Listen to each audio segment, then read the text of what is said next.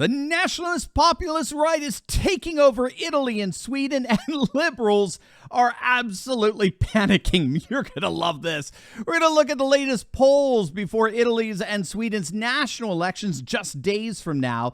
We're going to see how both Italians and Swedes have had it with the liberal globalist left. And make sure to stick with me to the very end of this video when we'll see how what's happening in Sweden and Italy is just the beginning for a new global political order. You're not going to want to miss this. Greetings, everyone. It's me, Dr. Steve, your Patriot Professor, here to help you to think better so you can feel better in these crazy and turbulent times. So make sure to smack that bell and subscribe button, and also make sure to click on that link below and head on over to my special website for the Ready Project food supplies. We all know, especially after these insane pandemics, we cannot wait for emergencies to happen before we respond to one. And no one, and gang, I mean no one, makes preparing for an emergency more ridiculously easy and affordable than our good friends over at the Ready Project Food Supply. They're one of us, and they're simply the best. Their food kits last up to 25 years in storage. They include breakfasts, lunches, and dinners. And if you act right now,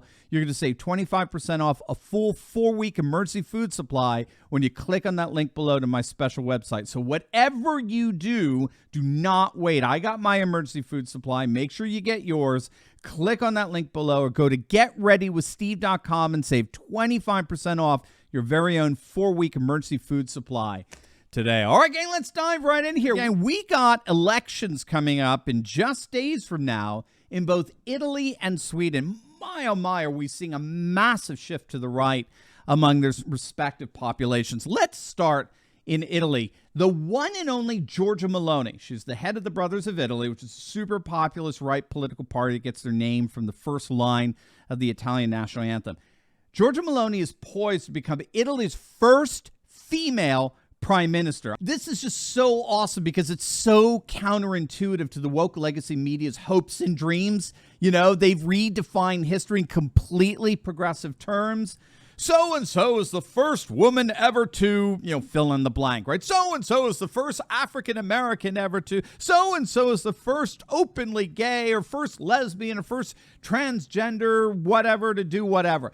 History, for the woke warriors who comprise our lamestream media, is entirely recalibrated around woke norms. And here you've got the first woman. Okay, that's good. Check that box, right? You got the first woman to break the glass ceiling of male-dominated Italian politics. Check that box.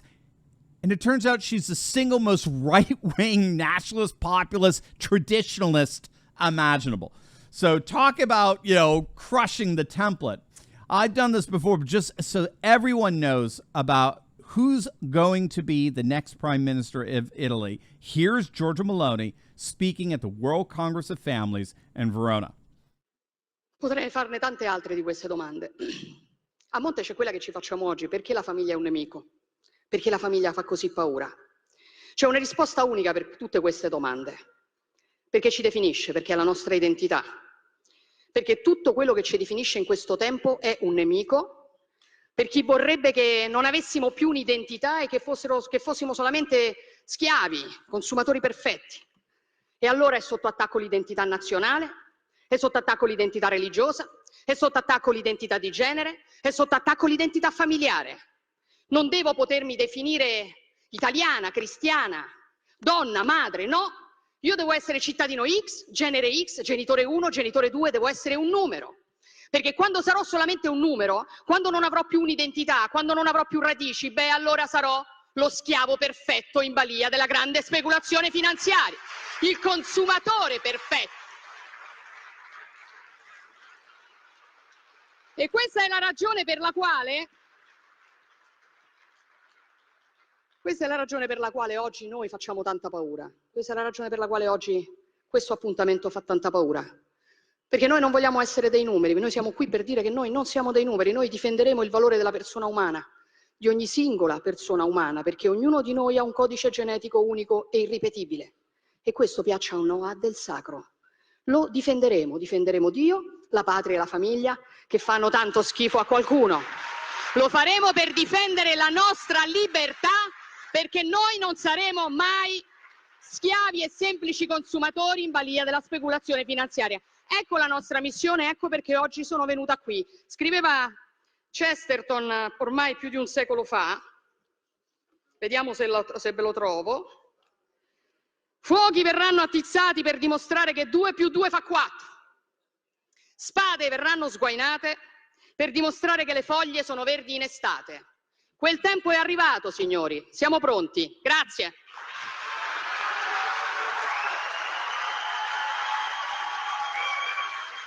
Now that is a patriot.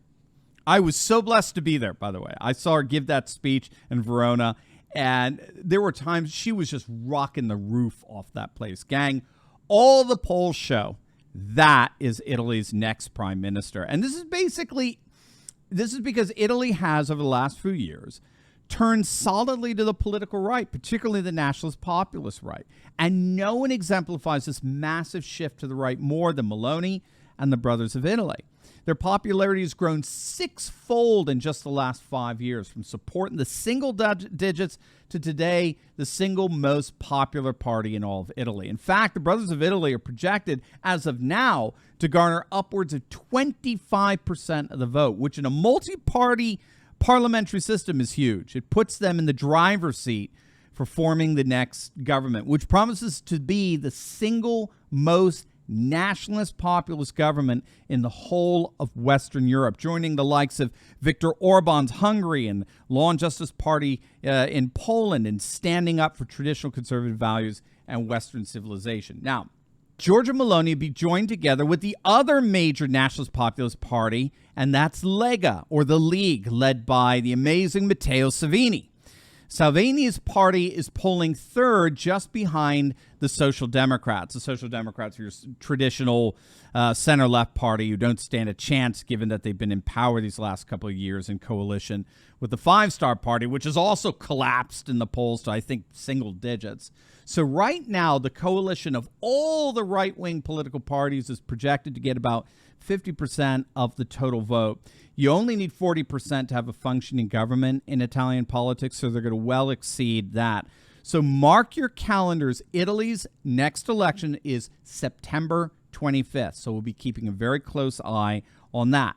But, we should all do a big trip to Italy sometime over the next few months to celebrate this amazing achievement. Imagine us all hanging out in piazzas. That'd be great. Let's move over to Sweden. Now, if you don't know, Sweden is considered the single most liberal nation in the whole of Europe. If anything, it seems to have embraced that moniker over the last few decades. That is, until now, something astonishing is happening even in Sweden. They have a nationalist populist party known as the Sweden Democrats. They're led by the young, very charismatic Jimmie Åkesson, who has single-handedly grown the relatively new Patriot Party into one of the most formidable political forces in all of Sweden. Back in 2010, when the Sweden Democrats first entered into the Swedish parliament, they did so with just about 7% of the vote, single digits, not bad. Then in 2014, they almost doubled their popularity to 13% of the vote. Then, in their last national election back in 2018, they shocked pundits by coming in third place with 18% of the vote. And now, gang, just a couple of weeks before their national election, the Sweden Democrats are polling at 22% of the vote, which makes them the second most popular party in the entire nation. Of course, it goes without saying, Sweden has lots and lots of parties in their parliamentary system. So this is pretty astonishing stuff. The Sweden Democrats have clearly begun to take votes away from both center-left and center-right, particularly in terms of blue-collar workers, and voters just fed up with the center-left's infatuation with open borders. So as a result, the supposed mainstream center-left party, right, the Social Democrats, they've been hemorrhaging voters over the years. Social Democrats have fallen from 36% of support back in 1998 to barely 28% today. In fact, the center-left in Sweden has been suffering some of their worst elections in over a century of late, and this September's election promises to be just as bad. Now, the question for the Swedish right is, are the other center-right parties going to create a coalition with the Sweden Democrats? You see, up until this point, all the other center-right parties have been behaving like Liz Cheney and Mitt Romney and refusing to join forces with the Sweden Democrats, calling them extremists, neo-Nazis, and all that typical bullshit that we've grown accustomed to from the likes of globalist rhinos, right? However, something appears to be changing, which means that we may be seeing a nationalist populist coalition in Sweden's future. But before I forget, did you know our good friend and amazing patriot Mike Lindell is now carrying patriotic coffee? Gang, I've been drinking literally bags of the stuff, and I can't get enough. You're going to love it, and you're also going to love having it conveniently delivered right to your front door. Mike's got a ton of great stuff over at his new mystore.com. I'll put a link in the description for you to use. Code Turley to get 25% off the coffee and anything else that you like there. So enjoy your shopping. All right, so a few months back, the leader of the center-right Christian Democrats in Sweden announced that her party is indeed ready to pursue talks to begin working with the Sweden Democrats. Now, what's so interesting is that this leader of the Christian Democrats has been moving very noticeably to the right of late, especially when it comes to immigration. There have been a number of articles reporting on her rhetoric hammering Sweden's immigration policy, and a number of analysts have been saying, wait a minute now, she's sounding more and more like Jimmy Åkesson, right? The leader of the Nationalist Populist Sweden Democrats. So that announcement of late that she's open to negotiations with the Sweden Democrats just corroborated that shift in her political posturing. And it's not just the Christian Democrats anymore. The leader of the other center-right party, which is called the moderates in Sweden, he's also openly stating that he's ready to possibly form a coalition government with the Sweden Democrats as well. So this is really amazing developments. Obviously, we'll keep a close eye on what goes on in Sweden. Their election, mark your calendars, is on September 11th, and we'll be excited to see what comes from these amazing trends. Make no mistake, these are trends that are going on way beyond just Italy and Sweden.